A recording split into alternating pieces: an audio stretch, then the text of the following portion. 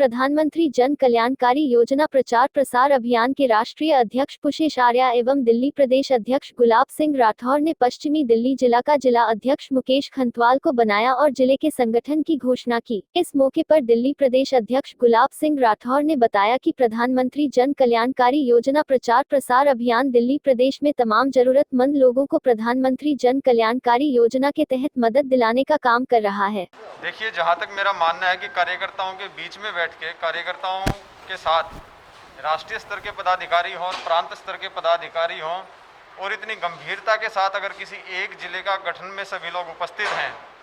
तो मैं समझता हूँ कि अभियान की बहुत गंभीरता है और इससे कार्यकर्ताओं को बल मिलता है। पत्र देने का चलन तो ऑनलाइन भी तरीका है, व्हाट्सएप और इंटरनेट के माध्यम से इत्यादि से पहुँच सकता है, मगर कार्यकर्ताओं से मिलके उनसे रूबरू होकर के जिस प्रकार आत्मीयता के साथ एक जुड़ाव होता है कार्यकर्ताओं का, इसलिए इस प्रकार का दिल्ली प्रदेश ने एक नया प्रयोग किया कि कार्यकर्ताओं के बीच में जाकर के उनको हमारे यशस्वी जो प्रदेश अध्यक्ष हैं खुद जाकर के उनको नियुक्ति पत्र प्रदान करते हैं। सर, कितने ज़्यादा से ज़्यादा लोगों को जोड़ा जाएगा? आपको क्या लगता है कि लाभान्वित कितने लोगों को करने का क्या टारगेट लेकर चल रहे हैं? कौन कौन सी ऐसी योजनाएं हैं जो दिल्ली में सबसे ज़्यादा ज़रूरी है? देखिए, अभी जैसे मैंने उद्बोधन में भी कहा था, गुलाब जी ने भी कहा, पीएम उदय योजना जो अनऑथराइज्ड कॉलोनी है उनमें जो निवासी हैं उनको रेगुलाइजेशन का जो सर्टिफिकेट भारत सरकार के द्वारा डीडी के द्वारा दिए जा रहे हैं उसमें ज़्यादा से ज़्यादा लाभान्वित हों। दूसरा, आत्मनिर्भर भारत अभियान के अंतर्गत स्ट्रीट वेंडर की जो योजना अभी माननीय मोदी जी के नेतृत्व में शुरू की गई है, नगर निगम में छोटे रेहड़ी खोमचे पटरी वाले फेरी वाले इत्यादि जो लोग हैं उनको अपने कार्य को अपने व्यवसाय को बढ़ाने के लिए उनको ज़्यादा से ज़्यादा लाभ मिल सके। इसी के साथ श्रम मानधन जो योजना है उसमें ज़्यादा से ज़्यादा श्रमिकों का पंजीकरण हो। मातृशक्ति की जो योजना है, पोषण आहार की जो योजनाएं हैं आईसीडीएस के माध्यम से विभिन्न गैर सरकारी संगठनों के माध्यम से वो मिले। इस प्रकार कुल मिलाकर के दिल्ली में आने वाले 6 महीने में और 1 वर्ष में करोड़ों लाभान्वित लोगों तक हमें पहुँचना है। अभियान के कार्यकर्ताओं ने गत 4 वर्षों में दिल्ली में बड़ा ही सराहनीय कार्य किया था। उज्ज्वला जब स्कीम लागू हुई,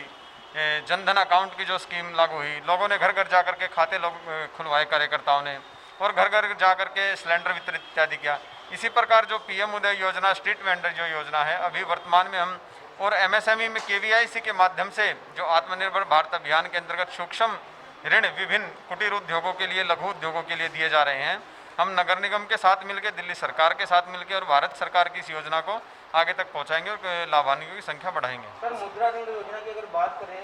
योजना तो लागू कर दी गई है लेकिन जो बैंकों में लोग जा रहे हैं तो उनको मायूसी लग रही है, कुछ ना कुछ दिक्कत क्रिएट होगी, इसको कैसे सुलझाएंगे? बिल्कुल, आपका प्रश्न जायज़ है और इस प्रकार की समस्याएं दिल्ली नहीं पूरे भारतवर्ष में भी है कि बैंक के जो अधिकारी हैं वो गिने चुने लोगों तक ही संपर्क करके उन तक पहुँचाते हैं, मगर अभियान के कार्यकर्ताओं ने दिल्ली में नहीं पूरे देश में ये सिस्टम कुछ हमारे कार्यकर्ताओं द्वारा तैयार किया गया है कि जो भी इच्छुक व्यक्ति हैं हम उनका सेमिनार आयोजित करके उनकी सूची इकट्ठा करते हैं और जो भी डीएम उस एरिया के हैं डीएम से मिलके कि ये लोग वाकई में सक्षम है, पात्र है उस योजना का, इनको लाभ मिलना चाहिए। तो कहीं कोई बैंक के कर्मचारी, अगर बैंक के अधिकारी, बैंक मैनेजर जो ब्रांच के इस प्रकार की त्रुटियां करते हैं तो उनके उच्च अधिकारियों से मिलकर के हम उस बात को पहुंचाते हैं और रखते हैं कि अगर किसी बैंक का जिले में, नजफगढ़ जिले में 20 व्यक्तियों को टारगेट है तो 20 व्यक्तियों में पक्षपात किसी के साथ ना हो कि मेरे अगर जानकार हैं तो मैं 20 लोगों उन्हीं को लोन दिला दूं, क्योंकि उनके पास भी टारगेट है कि दिल्ली में इतने लोन स्वीकृत हैं, हरियाणा में इतने। तो इसी प्रकार सबको मिले जो उसका पात्र है और जो समय पर आ जाता है, जिसके पास वाकई में योग्यता है, हम बैंक के साथ सामंजस्य बिठा करके हमारा कार्यकर्ता, नाबार्ड के साथ सामंजस्य बिठा करके हमारा कार्यकर्ता कार्य करता है। सर जी, आपके दिल में विचार कैसे आया कि पीएम जो योजना है इसका प्रचार प्रसार कैसे आया आपके दिल में ये बात, और कहा एक अलग अभियान बनाना चाहिए इन सभी योजनाओं के लिए? देखिए, ये जो आपका विषय है, ये प्रश्न ये भी बड़ा अच्छा है। हम ऐसे ही बैठे जैसे आप सभी लोग मित्र सभी हमारे साथ हैं, 3-4 ऐसे ही स्वयंसेवक बैठे तो विचार आया कि योजनाएं हम नित्य प्रतिदिन देख रहे हैं, योजनाएं बहुत सारी आ रही हैं, मगर योजनाओं को दिल्ली से लागू होकर के त्रिपुरा सुदूर तक पहुंचना और जैसलमेर में पहुंचना या पौंडीचेरी में पहुंचना बड़ा समय लगता था। हमारे मन में यह आया कि इस प्रकार के स्वयंसेवक, लाखों स्वयंसेवक भाजपा और अनुषंगिक संगठनों के पास हैं जिनके पास भरपूर ऊर्जा और ताकत है, जिनके पास सामर्थ्य है, ज्ञान है, उन लोगों को जोड़ करके इस केवल और केवल जो योजनाओं की चिंता करें, लाभार्थियों को बढ़ाने की चिंता करें, हमारे मन में ऐसा एक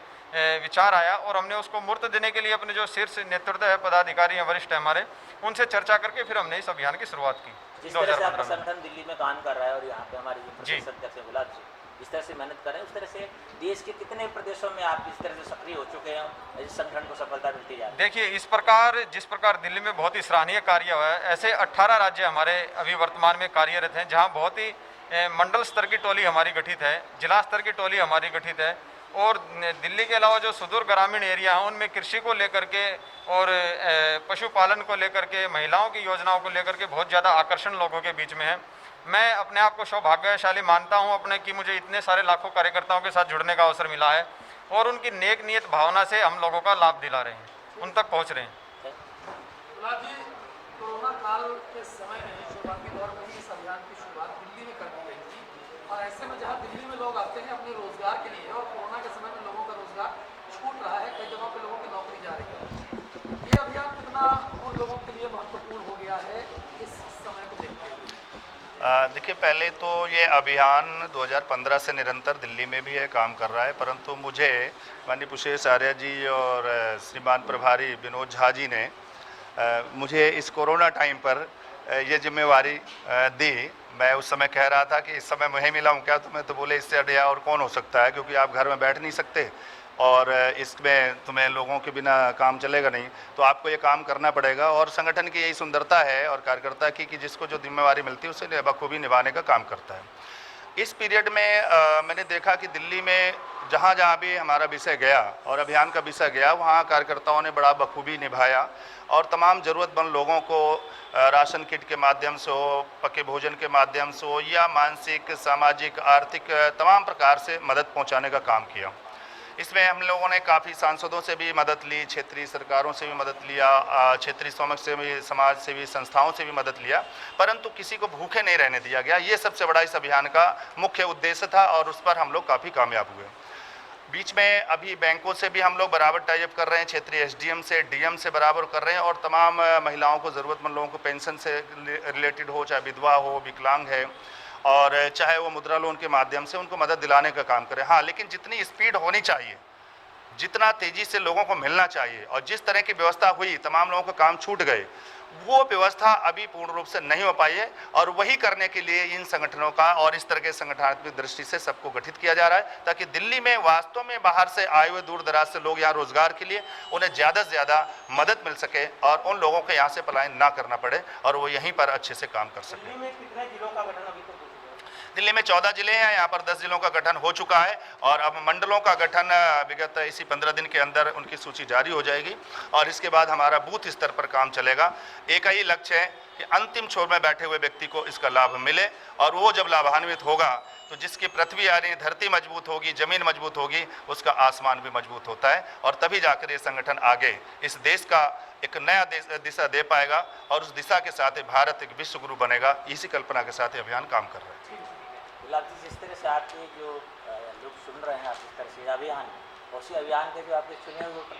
लोगों को आगे संगठन में जगह मिलती जा रही है, जिस तरह से आप यहाँ अपनी मेहनत और आगे बढ़ती जा रही है, उसको किस रूप में देगा? देखिए, ये एक उपलब्धि है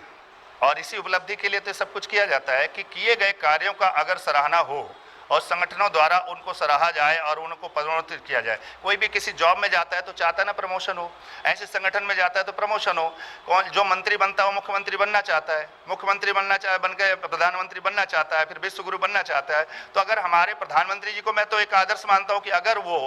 मुख्यमंत्री से प्रधानमंत्री बन सकते हो, विश्व के लीडर बन सकते हैं, तो हमारे अभियान के एक कार्यकर्ता दिल्ली के मुख्यमंत्री क्यों नहीं बन सकते? हम तो उस कल्पना के साथ इसमें से खोज निकाल रहे हैं और इन्हीं में से कोई ना कोई निकलेगा जो 2025 का मुख्यमंत्री दिल्ली का होगा। ऐसा हमारा संकल्प है और ऐसे विषय। सर, एक नया पदभार आपको मिला है, क्या कुछ प्लानिंग रहेगी, किस तरीके से इस अभियान के तहत आप काम करेंगे? जी, ये मेरे लिए बड़े सम्मान की बात है कि आदरणीय पुष्पेश आर्य जी और गुलाब सिंह जी ने मुझे इस